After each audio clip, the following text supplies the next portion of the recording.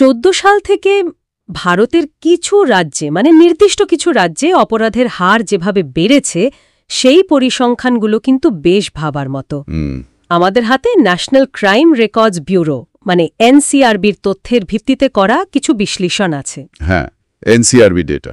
আজকে আমরা এই তথ্যগুলো একটু ঘেঁটে দেখব, মানে ঠিক কোন রাজ্যগুলোতে অপরাধের গ্রাফটা চড়ে উপরে উঠেছে আর এর পেছনের কারণগুলোই বাকি। ঠিক, এই সংখ্যাগুলো এগুলো তো শুধু সংখ্যা নয়, এর ভেতরে অনেক কিছু লুকিয়ে আছে। মানে বিভিন্ন রাজ্যের পরিস্থিতি, নগরায়নের চাপ, আইন শৃঙ্খলা রক্ষার চ্যালেঞ্জ। ঠিক ঠিক। পরিসংখ্যানের গভীরে গেলে বোঝা যায় ব্যাপারটা কতটা জটিল। প্রথমেই তাহলে দিল্লির পরিসংখ্যানটা দেখি, ওটা তো সত্যিই চোখে পড়ার মতো। হ্যাঁ, দিল্লিরটা বেশ উল্লেখযোগ্য। 14 সালে যেখানে প্রতি 1 লক্ষ মানুষে অপরাধের হার ছিল ধরুন 770-এর কাছাকাছি, ওইরকমই। হ্যাঁ, 19-এ সেটাই বেড়ে দাঁড়াচ্ছে প্রায় 1600। ভাবা যায় দ্বিগুণেরও বেশি। আর এটা দেশের মধ্যে সর্বোচ্চ হারগুলোর একটা কিন্তু। এর কারণ কি বলছে সূত্রগুলো? দেখুন, দিল্লির এই ছবিটা বেশ জটিল।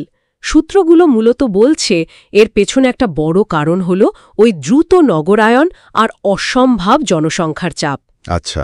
বড় শহরগুলোতে, বিশেষ করে দিল্লিতে, জীবনযাত্রার ধরনের সঙ্গে সঙ্গে অপরাধের ধরনও পাল্টায়। হয়তো ছোটখাটো চুরি বা সম্পত্তি সংক্রান্ত অপরাধ ওইগুলো বেশি বাড়ছে। আচ্ছা, দিল্লির এই নগরায়নের চাপের দিকটা তো বুঝলাম। এবার যদি একটু উত্তর পূর্ব দিকে যাই, মানে আসামের দিকে। হ্যাঁ, আসাম। 2019-এর তথ্য অনুযায়ী আসামে হিংসাত্মক অপরাধের হার ছিল প্রতি লাখে প্রায় 86। হ্যাঁ, 86.4, যেটা দেশের মধ্যে সবচেয়ে বেশি ছিল 2019-এ। সর্বোচ্চ। আর শুধু তাই নয়, সামগ্রিক অপরাধের হারও 2014 থেকে বেশ খানিকটা বেড়েছে, তাই না? দিল্লির থেকে ছবিটা একটু অন্যরকম লাগছে। ঠিক ধরেছেন। আসাম বা ধরুন ঝাড়খণ্ডের মতো রাজ্যের ক্ষেত্রে সূত্রগুলি একটু অন্যদিকে ইঙ্গিত করছে। এখানে হয়তো নগরায়নের চেয়েও বড় হয়ে উঠছে আইন প্রয়োগকারী সংস্থাগুলোর কিছু সীমাবদ্ধতা, মানে চ্যালেঞ্জগুলো। হ্যাঁ, চ্যালেঞ্জ আর রিপোর্টিং সংক্রান্ত সমস্যাগুলো। যেমন ঝাড়খণ্ডের ক্ষেত্রে সূত্র বলছে গ্রামীণ এলাকায় অপরাধ বৃদ্ধি পাচ্ছে, আবার কিছু অঞ্চলে মাওবাদী কার্যকলাপের প্রভাবও আছে। ও আচ্ছা। যেটা 2024-এ মাথাপিছু অপরাধের হার প্রায় 5.3 হতেও একটা ভূমিকা রেখেছে। তো এখানকার সমস্যাটা বেশ গভীরে। তার মানে কারণগুলো রাজ্য বিশেষে বেশ আলাদা। হ্যাঁ, যেমন হরিয়ানার কথাই যদি ধরি, সেখানেও তো হিংসাত্মক অপরাধ আর বিশেষ করে মহিলাদের বিরুদ্ধে অপরাধ বেশ উদ্বেগজনকভাবে বেড়েছে। হ্যাঁ, হরিয়ানার ডেটাও বেশ অ্যালার্মিং। হারটা নাকি 777-এর ওপরে, প্রায় 650 বা তার বেশি প্রতি লাখে। আবার কেরালা দেখুন, কেরালা, হ্যাঁ, যেখানে ঐতিহাসিকভাবেই নথিভুক্ত অপরাধের হারটা বেশি, সেখানেও তো বৃদ্ধিটা কমেনি। 2019-এ হারটা ছিল প্রায় 1300-র কাছাকাছি। ঠিক, কেরালা বা দিল্লির মতো রাজ্যে হয়তো এই নগরায়ন আর জনসংখ্যার ঘনত্ব একটা বড় ভূমিকা রাখছে, যেমনটা সূত্রগুলো বারবার বলছে।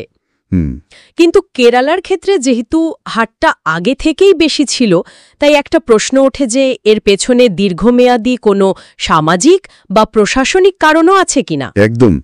আবার উত্তরপ্রদেশের ব্যাপারটা দেখুন, মোট নথিভুক্ত অপরাধের সংখ্যার দিক থেকে তো একেবারে শীর্ষে। হ্যাঁ, মোট সংখ্যার হিসাবে ইউপি ফার্স্ট। যদিও মাথাপিছু হারটা শুরুতে হয়তো দিল্লির মতো অতটা বেশি ছিল না, কিন্তু সেটাও তো উল্লেখযোগ্যভাবে বেড়েছে।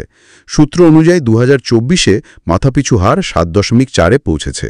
এই বিপুল সংখ্যাটা এটা কিসের ইঙ্গিত দেয়? এখানে একটা খুব জরুরি বিষয় সামনে আসে, যেটা আপনি রাজস্থান বা পশ্চিমবঙ্গের ক্ষেত্রেও দেখবেন, যেখানে হিংসাত্মক বা সম্পত্তি সংক্রান্ত অপরাধ বাড়ছে। আচ্ছা। সূত্রগুলো বলছে এই বৃদ্ধিটা কিন্তু শুধু অপরাধের আসল বৃদ্ধিকেই দেখাচ্ছে না, তাহলে বরং অপরাধ নথিভুক্ত করার পদ্ধতি বা রিপোর্টিংয়ের উন্নতির দিকেও ইঙ্গিত করছে, মানে বেটার রিপোর্টিং। উত্তরপ্রদেশের মতো বড় রাজ্যে মোট অপরাধের সংখ্যা বেশি হওয়ার একটা কারণ এটাও হতে পারে যে আগের চেয়ে এখন বেশি অপরাধ রেকর্ড করা হচ্ছে। মানুষ হয়তো বেশি করে এফআইআর করছেন। এই পয়েন্টটা কিন্তু খুব গুরুত্বপূর্ণ। তার মানে অপরাধের হার বাড়ছে দেখে আমরা যে উদ্বেগটা প্রকাশ করছি, তার কিছুটা কি আসলে প্রশাসনিক স্বচ্ছতা বা তৎপরতা বৃদ্ধির ফল? মানে অপরাধ হয়তো আগেও ঘটত, কিন্তু এখন বেশি করে জানা যাচ্ছে বা নথিভুক্ত হচ্ছে। ঠিক তাই। সূত্রগুলো কিন্তু এই সম্ভাবনার কথাই বলছে। রিপোর্টিং বাড়া মানে দুটোই হতে পারে, হয় সত্যি অপরাধ বাড়ছে, নয়তো মানুষ এখন বেশি সচেতন, অভিযোগ দায়ের করতে এগিয়ে আসছেন। অথবা পুলিশের ব্যবস্থা আগের চেয়ে উন্নত হয়েছে। বা হয়তো দুটোই একসঙ্গে ঘটছে কিছুটা করে।